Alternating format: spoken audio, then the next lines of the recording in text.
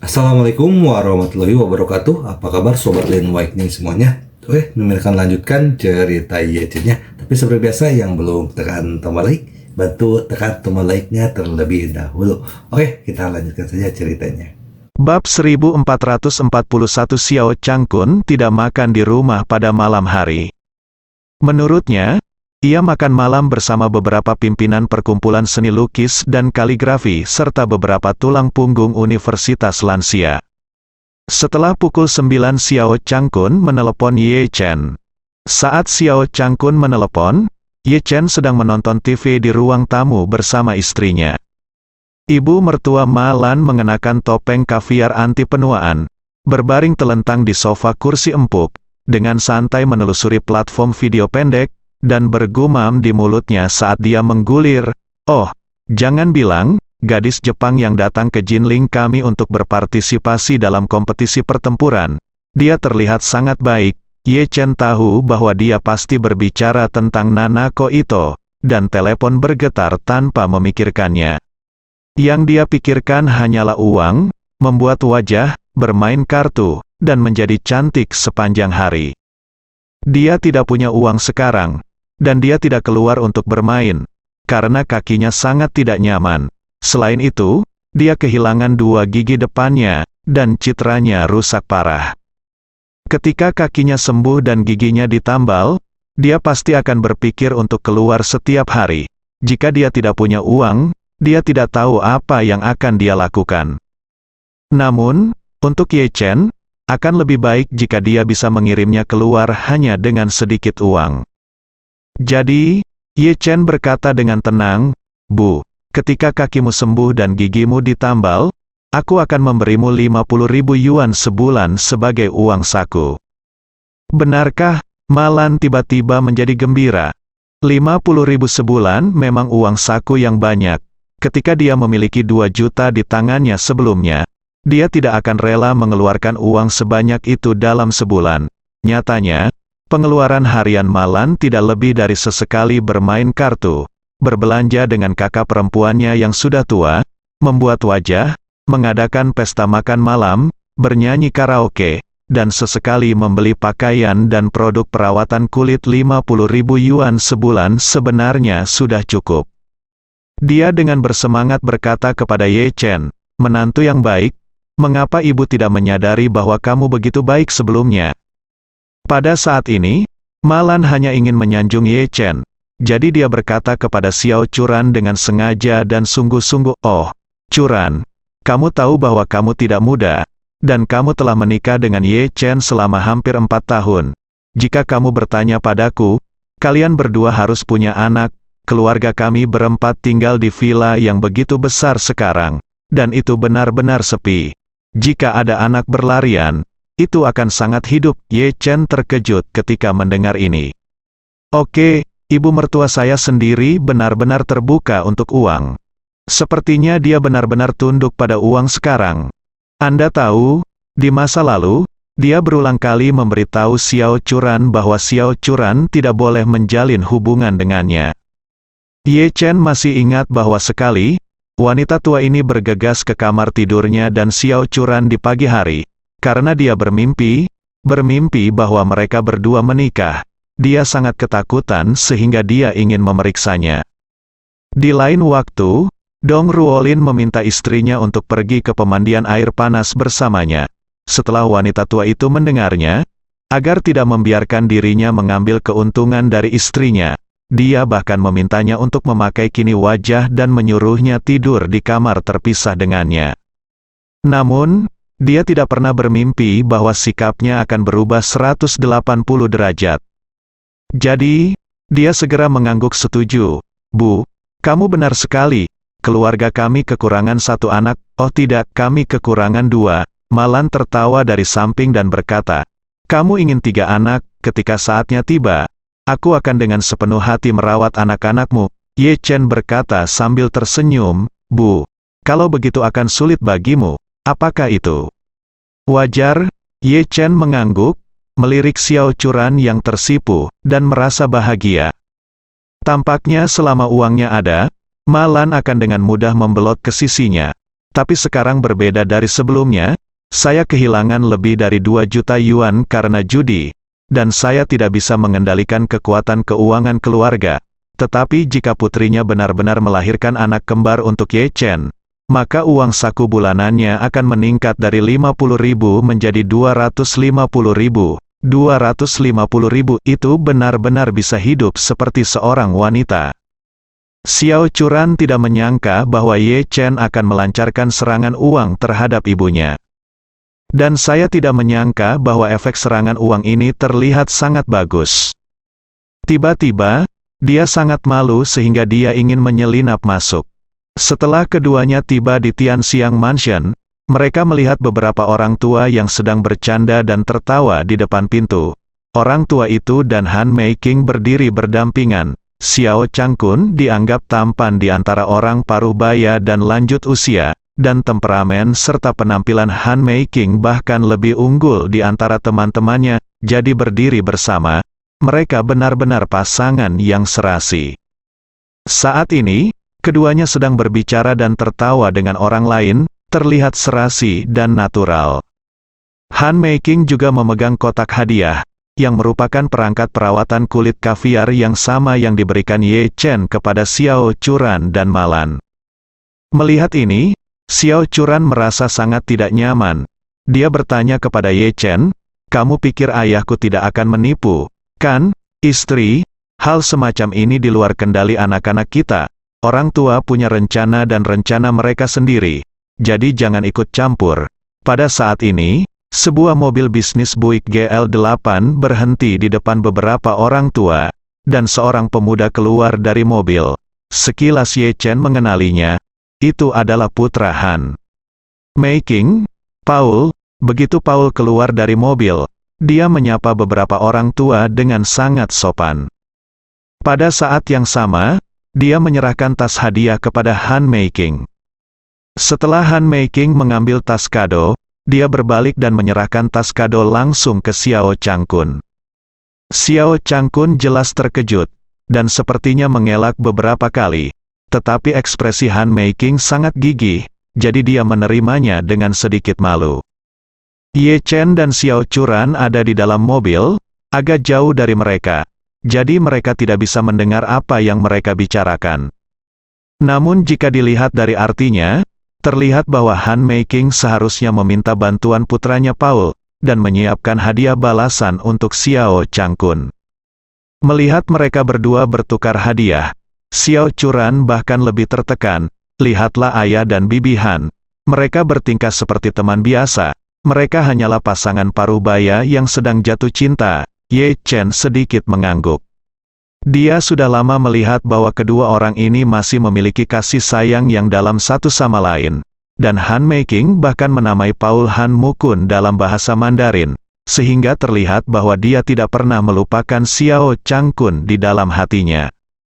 Adapun Xiao Changkun, apalagi ditindas oleh Malan selama bertahun-tahun, dia tidak tahu betapa dia merindukan Han Meiking. Jika Malan menghilang dari dunia ketika Malan mencuri kartu banknya, maka Xiao Changkun dan Han Meiking mungkin sudah kembali bersama sekarang. Pada saat ini, Xiao Churan tidak tahan lagi, dan berkata kepada Ye Chen, "Kamu membunyikan klakson 2 kali untuk mengingatkan ayah. Kalau tidak dia bisa berbicara setengah jam lagi." Ye Chen mengangguk, dan membunyikan klakson mobil.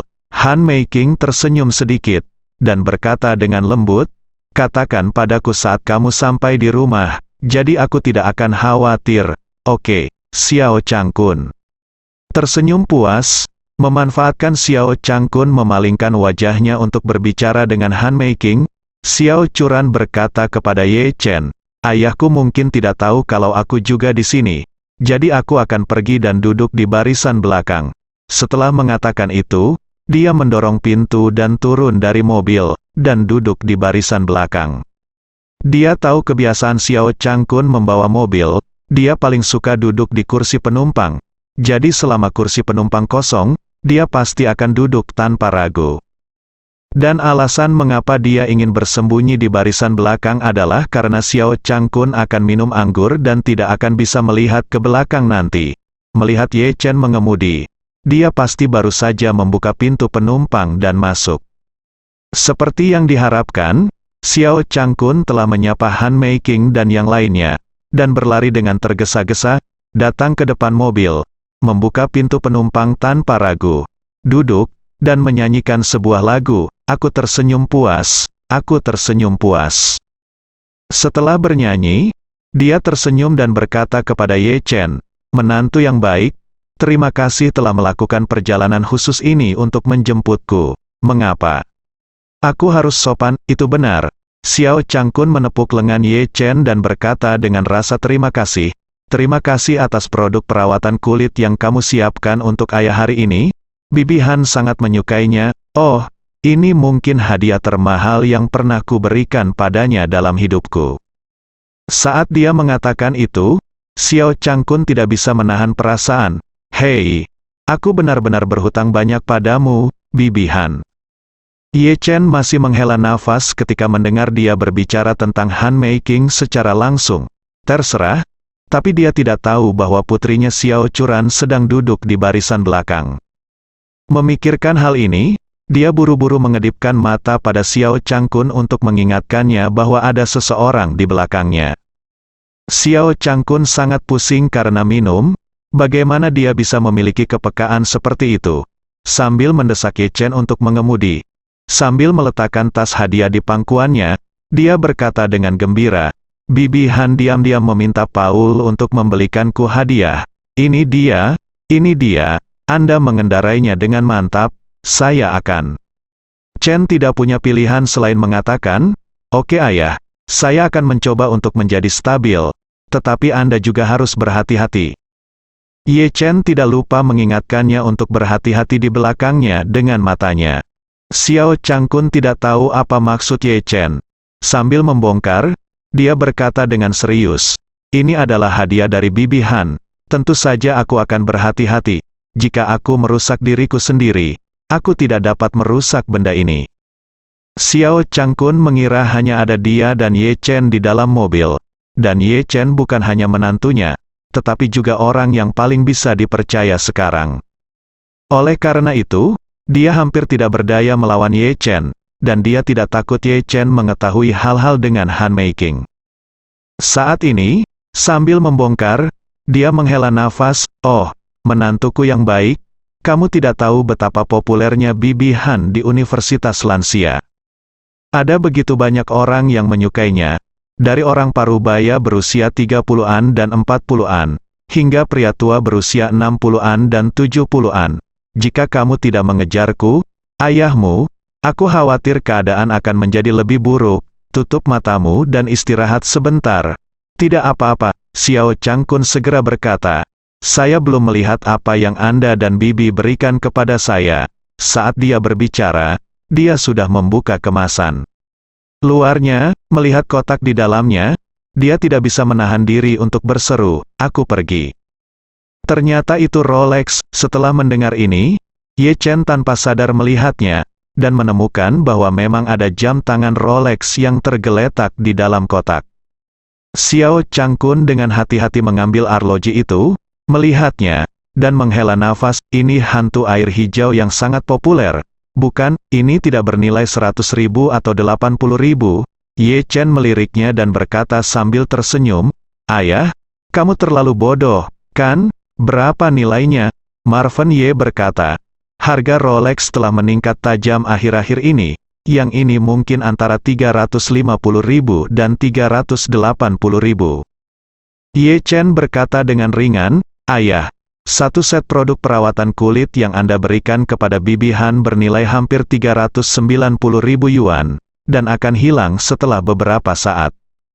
Jika arloji ini dirawat dengan baik, tidak akan menjadi masalah jika digunakan selama beberapa dekade, dan nilainya dapat meningkat di masa mendatang. Misalnya, hantu air hijau dapat dibeli seharga 50.000 yuan sebelumnya, tetapi sekarang harganya lebih dari 100.000 yuan. Xiao Changkun mengangguk berulang kali, menyentuh arloji dan tidak bisa jangan letakkan itu. Ini diberikan kepadanya oleh Han Meiking, dan itu sangat berarti baginya. Dia meletakkan arloji di pergelangan tangannya, melihatnya dengan hati-hati, dan berkata dengan tersanjung, "Oh, arloji ini benar-benar terlihat lebih baik semakin Anda melihatnya. Anggap saja Bibi Han sangat mencintaiku. Jika saya mengubahnya ke orang lain, siapa yang mau memberi saya arloji mahal seperti itu? Ibuku sendiri enggan." "Ye Chen, bukankah begitu? Lihat betapa bagus penglihatannya." Saat dia berbicara, dia segera mengeluarkan ponselnya. Begitu dia mengeluarkan telepon berdering. Xiao Changkun tidak bisa menahan diri untuk tidak bergumam, "Oh, ini Curan yang menelepon. Ye Chen, jangan bicara omong kosong. Jika Curan bertanya nanti, jangan biarkan dia tahu bahwa saya sedang makan malam dengan Bibi Han Anda." Ye Chen mengulurkan tangan kanannya untuk menutupi separuh wajahnya. Dia benar-benar tidak tahu bagaimana menanggapi orang tuanya yang bodoh. Pada saat ini, Xiao Changkun menekan tombol jawab, dan berkata, "Hei, Curan, aku kembali dengan Ye Chen." Suara marah Xiao Curan datang dari kursi belakang, "Ayah, turunkan aku." Xiao Changkun membiarkan keluar adu ketakutan, dan telepon kehilangan cengkeramannya, dan itu jatuh dari tangannya dan jatuh ke celah. Dia tidak repot-repot mengangkat teleponnya, dan kembali menatap Xiao Curan dengan ngeri. "Curan, mengapa kamu di dalam mobil?" Xiao Curan bertanya dengan marah, "Mengapa saya tidak boleh berada di dalam mobil? Jika saya tidak di dalam mobil, saya tidak akan tahu bahwa Anda telah menipu saya." Xiao Changkun tampaknya telah menginjak ekornya, dan berkata, "Oh, Curan, jangan bicara omong kosong. Kapan aku selingkuh?" Xiao Curan berkata, "Kamu dan Bibi Han itu telah mencapai titik saling memberi hadiah mahal, dan kamu diam-diam berkencan dan makan malam di belakang punggung ibumu. Bukankah ini curang atau apa?" Xiao Changkun buru-buru berkata, "Ini bukan selingkuh. Aku, kamu dan Bibi Han saling menghormati, dan tidak pernah melewati batas. Selain itu, ibumu dan aku telah berpisah dan tidak memiliki hubungan. Perceraian adalah masalah waktu. Bahkan jika aku benar-benar selingkuh, tidak bisa disebut selingkuh, lalu memanggil untuk memulai hubungan baru." "Kamu," wajah Xiao Curan memerah karena marah, dan dia berkata dengan air mata berlinang, "Bagaimana kamu bisa melakukan ini? Aku selalu berpikir Anda adalah ayah dan suami yang baik, tetapi saya tidak pernah menyangka bahwa Anda menjadi begitu berlebihan sekarang. Anda telah bersama ibumu selama lebih dari 20 tahun. Ada pasang surut selama lebih dari 20 tahun. Bahkan jika tidak ada cinta, selalu ada kasih sayang keluarga. Kan? Anda setidaknya harus menghormati ibumu." "Ah." Xiao Changkun menjelaskan, "Saya tidak menghormatinya. Jika saya tidak menghormatinya, saya akan berdamai dengan Anda Bibi Han dulu sekali. Karena aku menghormatinya maka aku harus menceraikannya secara resmi, dan kemudian aku akan dibenarkan, bersama Bibi Hanmu." Dia mendengar dari ibunya bahwa ayahnya memiliki cinta pertama saat itu. Tetapi ketika ibunya berbicara tentang cinta pertama itu, dia selalu mengatakan bahwa pihak lain adalah fiksen, tetapi dia tidak pernah menjelaskan dengan jelas apa yang terjadi di antara mereka saat itu. Oleh karena itu, saya selalu berpikir bahwa orang tua saya biasanya saling mencintai, tetapi ada beberapa gangguan jangka pendek di tengahnya. Namun, setelah mendengarkan apa yang dikatakan ayah saya hari ini, saya menyadari bahwa ternyata ibu saya yang ikut campur dalam hubungan ayah saya dengan wanita lain, yang telah sepenuhnya menumbangkan pemahamannya tentang hubungan antara orang tua dan cintanya selama 20 tahun terakhir. Tepat ketika Xiao Curan tercengang dan tidak tahu bagaimana harus menanggapi untuk sementara waktu, dia benar-benar tidak menyangka ayahnya telah dianiaya begitu banyak selama ini. Bahkan, lintasan telah mengalami perubahan yang mengguncang dunia karena campur tangan pihak ketiga sang ibu. Awalnya, ayah mungkin pergi ke Amerika Serikat bersama Bibi Han untuk belajar, menikah, dan menjadi pilar masyarakat. Tapi kemudian, setelah ayah dan ibuku menikah, mereka menjadi sampah di mata nenek, seorang dou yang tidak bisa dinafkahi. Belakangan, ayah juga menyerah begitu saja dan hidup bermalas-malasan setiap hari. Tentu saja ada alasan kurangnya motivasinya sendiri. namun secara keseluruhan hal itu disebabkan oleh campur tangan pihak ketiga dari ibu. Agar adil, ibuku menghancurkan hidup ayahku. Dia berubah dari seorang mahasiswa yang bersemangat menjadi pria paruh baya yang berminyak dan dekaden. Selama lebih dari 20 tahun, ayah pasti sangat dianiaya. Tetapi dia tidak pernah menyebutkan kata-kata ini kepada dirinya sendiri sebelumnya. Apalagi kepribadian ibuku sangat agresif. Dan dia adalah penggagas seluruh kejadian. Jadi ayahku pasti tidak bisa curhat padanya. Jadi di keluarga ini, ayahku tidak punya siapa-siapa untuk dikeluhkan. Seharusnya dia menahan keluhan ini di perutnya selama lebih dari 20 tahun. Memikirkan hal ini, dia tidak bisa menahan perasaan bersalah pada ayahnya. Jadi, dia tersedak dan menghibur, "Ayah, jangan menangis. Ini salahku. Aku tidak tahu apa yang sedang terjadi. Jadi aku hanya menyalahkanmu. Maafkan aku." Xiao Changkun menggosok matanya dan menghela nafas dalam-dalam. "Hei, ayah tidak ingin kamu meminta maaf kepadaku.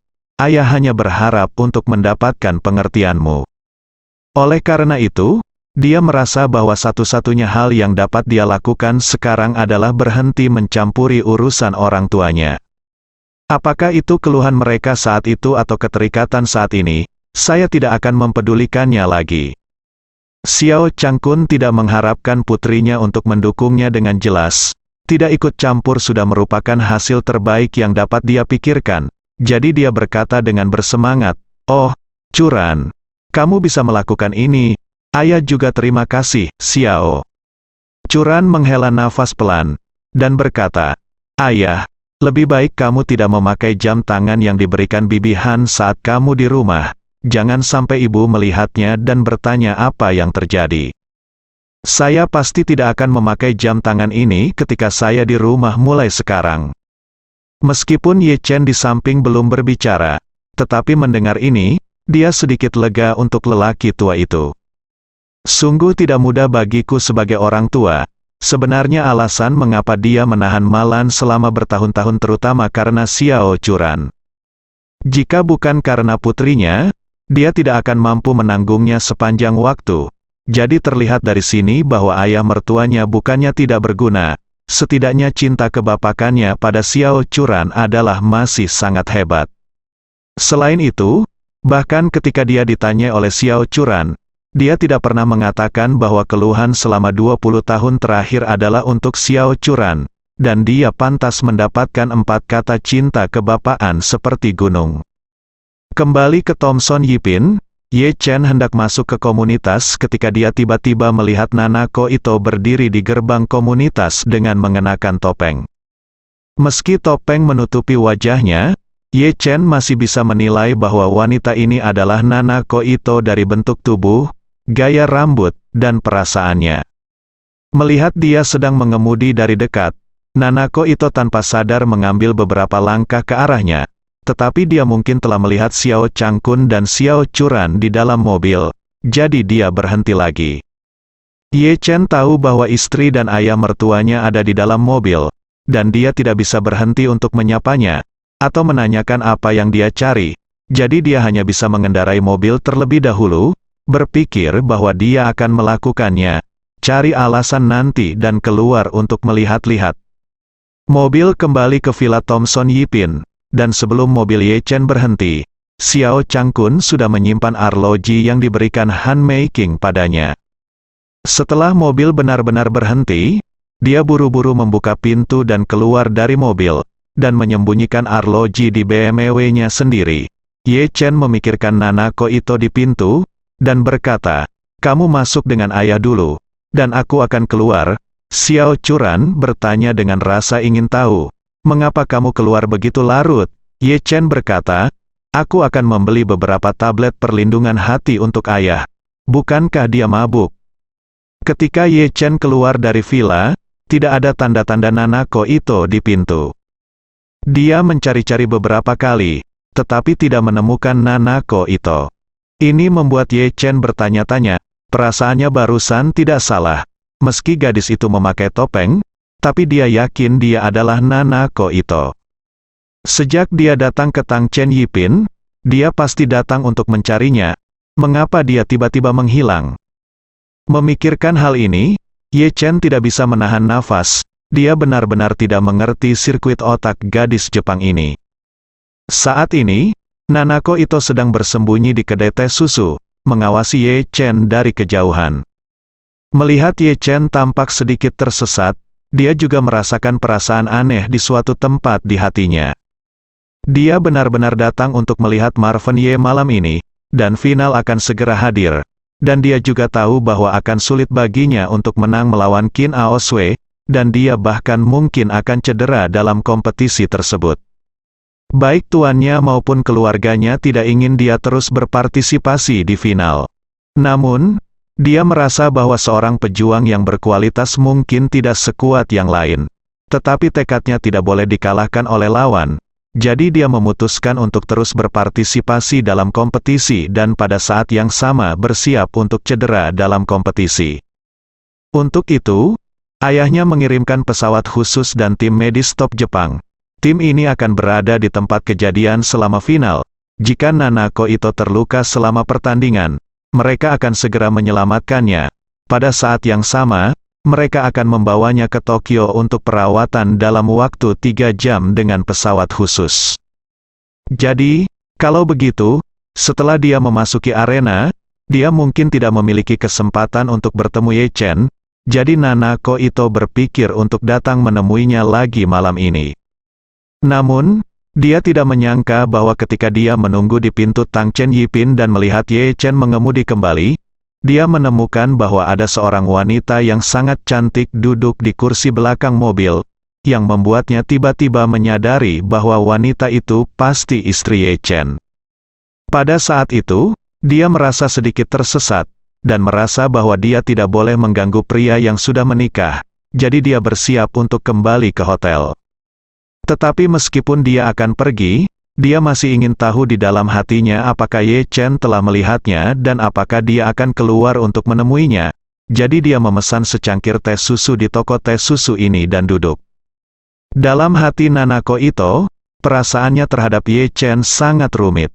Karena dia menghapus mentornya, saya sedikit menyalahkannya, dan merasa dia terlalu kejam. Karena dia sangat kuat, saya sedikit mengaguminya, dan merasa bahwa dia adalah master seni bela diri yang sebenarnya, karena dia memarahi saya. Terakhir kali, saya merasa sedikit malu di depannya, dan bahkan aura dan kekuatan batin saya terpengaruh olehnya, sehingga ketika saya memikirkannya, hati saya selalu melunak. Hanya saja dia tidak tahu bahwa perasaan lembut ini lebih seperti semacam cinta dan kekaguman rahasia. Dia menerima pendidikan aristokrat yang ketat sejak dia masih kecil, dan kualitas psikologisnya sangat baik. Ketika dia besar nanti, dia tidak akan gugup ketika dia memikirkan seseorang atau melihat seseorang. Namun baru-baru ini, setiap kali dia memikirkan Ye Chen, jantungnya berdetak lebih cepat. Bahkan jika Ye Chen tidak ada di depannya, dia masih merasa gugup, dan jantungnya seperti rusa yang menabrak. Pada saat ini, bahkan melihat Ye Chen dari kejauhan, dia masih merasakan jantungnya berdetak lebih kencang. Selain itu, ketika dia melihat ekspresi Ye Chen yang agak menyesal, dia merasakan ledakan kegembiraan di hatinya. Sama seperti ketika dia berada di arena dan melihat mata Ye Chen dengan sedikit kesusahan, itu membuatnya merasa sangat puas. Jadi, dia buru-buru berkata kepada bos, "Bos, tambahkan secangkir teh susu lagi." Bos berkata, "Nona, kami akan segera tutup, dan asisten toko sedang libur. Jadi saya tidak bisa membuat teh susu sekarang, maaf, oke." Nanako Ito mengangguk tak berdaya. Pada saat ini, dia tiba-tiba melihat Ye Chen berjalan menuju sisi kanan gerbang Tang Chen Yipin. Jadi dia buru-buru berlari keluar sambil membawa teh susunya sendiri. Ye Chen mengira Nanako Ito telah pergi, jadi dia berencana pergi ke apotek untuk membeli sekotak tablet pelindung hati untuk ayah mertuanya agar dia bisa kembali bekerja. Ketika dia datang ke pintu masuk apotek, dia menemukan ada poster besar yang tergantung di depan apotek. Gu Qiuyi yang glamor sedang memegang Jiuxuan Wei San, dan ada slogan yang ditulis oleh tangannya sendiri di atasnya, pengobatan Cina baru, produk dalam negeri baru, saya percaya Jiuxuan Weisan, di bawahnya, ada tanda tangan pribadinya. Melihat ini, Ye Chen tidak bisa tidak terkejut. Saya tidak pernah menyangka bahwa pengaruh Gu Qiuyi akan begitu kuat sehingga penggemar berbondong-bondong untuk membeli produk yang dia dukung untuk koleksi. Tepat ketika dia terkejut, beberapa orang lagi datang dan ingin membeli Jiuxuan Weisan, setidaknya 1 kotak, atau bahkan 10 kotak jika jumlahnya terlalu banyak. Akhirnya, setelah semua orang yang membeli Jiuxuan Weisan pergi, Ye Chen datang ke konter dan berkata, "Tolong beri saya sekotak tablet pelindung hati." Penjual itu mengangguk, mengambil sekotak tablet pelindung hati dan menyerahkannya kepada dia. Berkata, "Halo, 398 yuan." Ye Chen bersenandung, memindai kode QR untuk membayar, lalu keluar dari apotek dengan tablet pelindung hati. Ketika dia pergi keluar, dia melihat ke bawah pada ramuan tablet pelindung hati ini, berpikir dalam hati, banyak pria saat ini mengadakan pesta minum, dan alkohol merusak hati, tidak peduli seberapa banyak atau sedikit yang mereka minum, itu akan merusak hati sampai batas tertentu. Oleh karena itu, harus ada ruang pasar yang besar untuk obat pelindung hati di seluruh dunia. Jiuxuan Tianjing mencatat banyak resep klasik yang hilang, tidak hanya resep untuk Weisan, tetapi juga resep untuk melindungi hati. Tepat ketika dia berpikir, dia tiba-tiba menyadari bahwa ada sosok yang bergegas di depannya.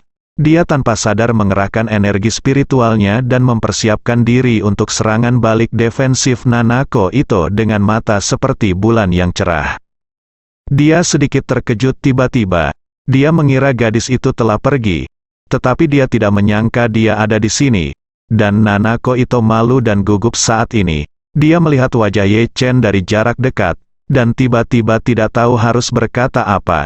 Jadi otaknya menjadi panas, dan dia menyerahkan teh susu di tangannya kepadanya, dan berkata sambil tersenyum, "Marvin Ye, tolong minum teh susu." Bersambung.